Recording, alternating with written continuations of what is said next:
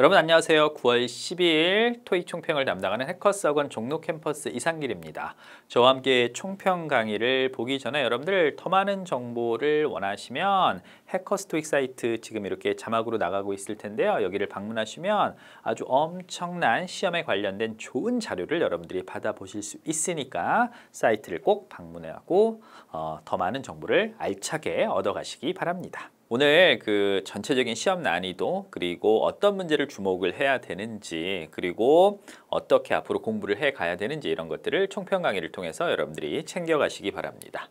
자, 일단 전체적인 시험 난이도 Part 5부터 설명을 해 드릴 텐데요. 문법은 중간이었어요. 왜냐하면 새로운 문법 유형을 내거나 아니면 두 번째 정답과 혼동되는 굉장히 강력한 오답 보기 유형이 있거나 이런 것들이 없었단 말입니다. 예를 들어서 난이도가 높은 1년에 한 번씩 출제가 된다는 그런 유형들이 없었고요. 사람들이 좀 많이 힘들어하는 명사절 접속사 문제들 그리고 접속사 특수구문 왜 접속사 다음에 여러분들 주어 동사가 오지 않는 형용사나 분사가 오는 구문들 혹은 도치, 가정법 이런 것들이 거의 모습을 보이지 않았었습니다. 그래서 문법은 중간이었고요. 다만 어휘는 중상이었습니다. 두 개 중에 하나가 혼동되는 어휘들이 좀 있었고요. 앞뒤 문맥을 봐야지 여러분들이 풀 수 있는 그런 문제들이 있었어요. 특히 Part 6에서 여러분들 그 프로그래밍을 이 회사가 identify, 찾아내고 식별하다, 그리고 critic, 비평하다 이런 것들은 앞뒤 문맥을 봐야지 찾을 수 있는 거였고 그 문제 정답은 말씀드렸듯이 identify가 정답이었었습니다. 자, 일단 주목할 만한 문제들 좀 보도록 할 텐데요. 자, 1번 while과 regarding 아예 토익 시험에서 정말 전형적으로 많이 나는 유형입니다. 보기를 먼저 봐야 돼요. 보기를 먼저 보고 A, B, C, D가 동일한 품사인지 아닌지에 대한 판단을 먼저 해야지 이런 문제는 쉽게 접근을 할 수가 있습니다. 여러분들 4개가 모두 동일한 품사, 모두 다 접속사이거나 모두 전치사이거나 모두 부사이면 해석을 해서 풀면 돼요. 근데 지금처럼 이렇게 다른 품사가 있으면 문장 구조를 통해서 풀어야 됩니다. 접속사의 기본 역할은 동사 2개를 연결하는 거지요. 여기 하나, 여기 둘, 동사 2개가 보입니다. B번에 있는 regarding은 전치사로 뭐뭐에 관련해서 란 뜻이고 대체 가능한 전치사들이 꽤 많이 있어요. on도 있고 about도 있고요. 그 다음에 pertaining to 이런 것들이 대표적인 대체 가능한 전치사였고요. 이거는 해석 없이 문장 안에 동사가 2개가 보이니까 접속사인 A를 골라내시면 됐고요. Therefore는 접속 부사로 Part 5에서 문장 맨 앞에 위치하는 방식으로 나오기 때문에 Part 5가 아니라 Part 6에 그래서 그 결과로란 뜻으로 출제가 되는 단어입니다. 자, 그 다음에 포인트 2번 보도록 하겠습니다. still과 ever 둘 다 부사예요. 그쵸? 이렇게 동일한 품사가 보이면 이때부터는 해석입니다. The inspector listed some tasks. 자, 이 검사관이 나열했습니다. 몇 가지 업무들 need to be done, 이루어져야 될 before the bakery opens. 뭐 하기 전에? 자, 이 베이커리가 문을 열기 전에 A번의 still은 여전히 란 뜻이고요. ever는 이전에 전에 란 뜻이죠.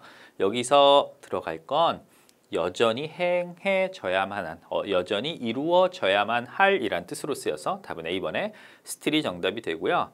ever는 보통 이제 이전에 전에 Have you ever seen this movie? 전에 이 영화 본 적 있습니까? 라고 해서 그렇게만 알고 계시는데요. 이거 일단 답은 A번이더래요. 자, ever의 뜻 중에 여러분들이 꼭 알아두셔야 될 게 수거편으로 이런 거 있어요.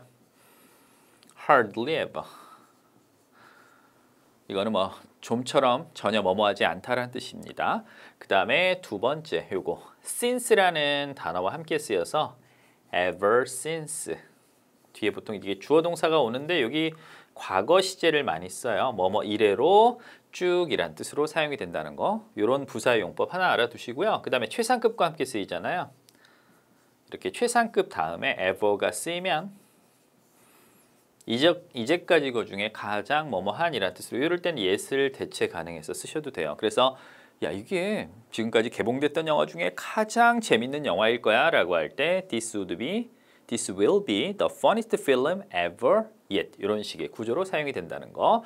답은 A번이라는 거 알고 계시고요. 자, 이제 세 번째 문제입니다. 요거는 일단 자동사 타동사로 접근하시는 분도 있을 거고 해석으로 접근하시는 분도 있을 거예요. specialize는 자동사로 뒤에 in과 함께 사용이 되고요. categorize 이거는 분류하다, 범주화하다라는 뜻인데 타동사입니다. 그래서 모니카는 runs a store 가게를 운영하는데요. cold 이렇게 불리워지는 가게를 운영하는데 이 가게가 티셔츠를 전문적으로 판매한다라고 해서 답은 A번이 정답이 되고요. function이란 단어는 어떤 기능을 하다, 작동을 하다라는 뜻인데 as로와 함께 사용이 돼요. 그래서 여기 function을 넣어도 안 돼요. function은 as고 specialize는 in과 함께 쓰인다는 거 알아두시기 바랍니다. 자, 그 다음에 네 번째 encourage, speak. 우리는 고객들로 하여금 receive service from our qualified mechanics. 우리의 자질을 갖춘 이러한 mechanic, 수리공으로부터 서비스를 받기를 encourage, 격려하고 독려하다라는 뜻인데 이건 타동사라 뒤에 목적을 쓰고요. 이 encourage처럼 목적어를 취하고 뒤에 보어로 투부정사를 쓰는 단어들은 시험에서 워낙 좋아하는 단어들이고요. 좀 과장해서 표현을 하면 1년에 24번 정도 시험을 본다라고 했을 때 한 15번 정도 출제가 된다고 생각하시면 돼요. 이런 것들도 누가 있을까요? 여러분들 allow A to B, A가 B하도록 허락하다. 이런 것도 있고요. require A to B, A가 B하도록 요구하고 요청하다 이런 단어들도 있습니다. 이거 능동도 잘 나지만 수동도 굉장히 잘 나더래요. 그래서 be allowed to 뭐뭐 하도록 허락되어지다, be required to 뭐뭐 하도록 요구받다, be encouraged to 하면 뭐뭐 해주세요 이렇게 번역을 하시면 되고 이 speak 요거는 자동사로 보통 출제가 되기 때문에 speak to somebody 이렇게 사용을 해서 답은 A번이 정답이 됩니다. 그 다음 5번입니다. 워낙 자주 나는 콜로케이션이에요. 자주 쓰이는 시간의 전후관계를 나타내는 이 단어들 품사가 사실은 접속사도 되고 전치사도 되고 부사도 돼요. 이렇게 시간에 전에 후에 전에 후에 여러분들 왜 신문 광고에 왜 이렇게 전후 비교할 때 before after 많이 보이시죠? 이 after before 앞에 쓰여서 바로 곧 이란 뜻으로 쓰이는 부사들 워낙 잘 나는 거고 자주 쓰이는 문제인데 자 전시가 끝나고 바로 후에 이 뮤지엄이 will send artifacts to Perth로 이 유물들을 보낼 것이다 라는 건데 immediately 말고 대체 가능한 다른 부사들 보세요. right after, soon after, shortly after 다 똑같은 단어들이라는 거 알아두시고요. particularly는 특별히 특히란 뜻입니다. 그래서 I'm particularly like, I particularly like this part 하면 야 나는 이 음악 중에서 이 부분이 특히 좋아 라고 할 때 특별히 특히란 뜻으로 사용이 되기 때문에 문맥상 맞지 않고 after, before와 함께 쓰이는 이 부사들 같이 짝꿍으로 기억을 해 두시기 바랍니다. 그 다음 6번입니다. even, similar. 일단 품사가 차이가 나요. even은 부사로 문장 전체를 심지어 뭐뭐조차도 이렇게 쓰이기도 하고요. 이 단어 물론 형용사로도 쓰여요.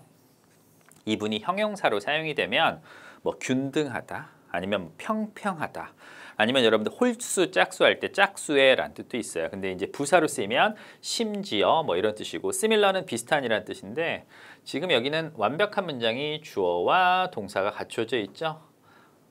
완벽한 문장이 보이고 이렇게 더가 보이면 여러분들 형용사는 아예 들어갈 수가 없습니다. 형용사는 명사 꾸며줄 때 한정사 뒤에만 들어가기 때문에 구조적으로도 similar는 안 돼요. 그래서 the most cutting edge cellular phones. 자, 이게 최신의 최첨단의 라는 뜻인데요. 가장 최첨단의 cellular phones 하면 핸드폰조차도 may not satisfy, 만족시킬 수 없을지 몰라요. the specific needs of every user. 그쵸. 사람마다 나는 이 핸드폰에 이런 기능이 있었으면 좋겠고 이런 모델이었으면 좋겠고 이런 디자인이었으면 좋겠고 이런 색상이었으면 좋겠어 라고 원하는 바가 다 다르잖아요. 아무리 최신 핸드폰일지라도 이렇게 이분이 이제 이렇게 강조를 나타내서 뭐 심지어 전문가조차도 심지어 의사조차도 자기 건강에 확신을 못 가진다. 이럴 때 우리가 이런 이분이라는 부사를 쓴다는 거. 부사로 쓰이면 심지어 뭐뭐조차도, 형용사로 쓰이면 균등하거나 평평하거나 아니면 짝수의라는 뜻이 있다는 거 알아두시기 바랍니다. 그 다음 7번 이 provide는 여러분들 기계적으로 provide A with B만 외우시는데 사실은 with랑만 쓰이는 건 아닙니다. 여기 언급되시듯이 to나 for랑도 쓰일 수가 있습니다. 그런데 provide 다음에 누가 오는지가 되게 중요해요. 지금처럼 이렇게 A, 이게 사람이나 아니면 어떤 조직이나 단체가 올 수도 있겠죠. 그래서 A에게 B를 제공하다라고 할 때 이 무언가를 제공받는 대상이 먼저 오면 그럴 때는 with를 써요. 그래서 the community center는 will provide resident 주민들에게 뭘 제공해? social opportunities. 그러니까 사람들을 이렇게 만나서 교류할 수 있는 이런 것들을 제공할 것이라는 거고요. provide 다음에 만약에 제공받는 어떤 물건, 혜택, 기회 이런 것들이 오면 여기 A를 누구에게라고 하면 to나 for를 쓸 수 있다는 거 기억을 해 두시기 바랍니다. 그러니까 provide A with B는 A에게 B를 제공하는 거고요. provide A to나 A for를 쓰게 되면 A를 B에게 제공하다라는 뜻이라는 거. 앞으로 시험 문제 풀 때 무조건 with 고르시면 안 돼요, 여러분들. provide 다음에 누가 왔는지를 확인하고 답을 골라내시기 바랍니다. 자, 그 다음에 qualifying하고 upcoming 이게 둘 다 exam하고 잘 어울려요. qualifying exam은 이제 자격 시험이라고 하고요. upcoming exam 하면 이제 곧 다가올 시험. 여러분들 뭐 중간고사, 기말고사 혹은 다가올 뭐 테스트들 있죠. 10월, 11월, 12월에 보이는 둘 다 되는데 이건 국어적으로 해석을 해서 풀어야 됩니다.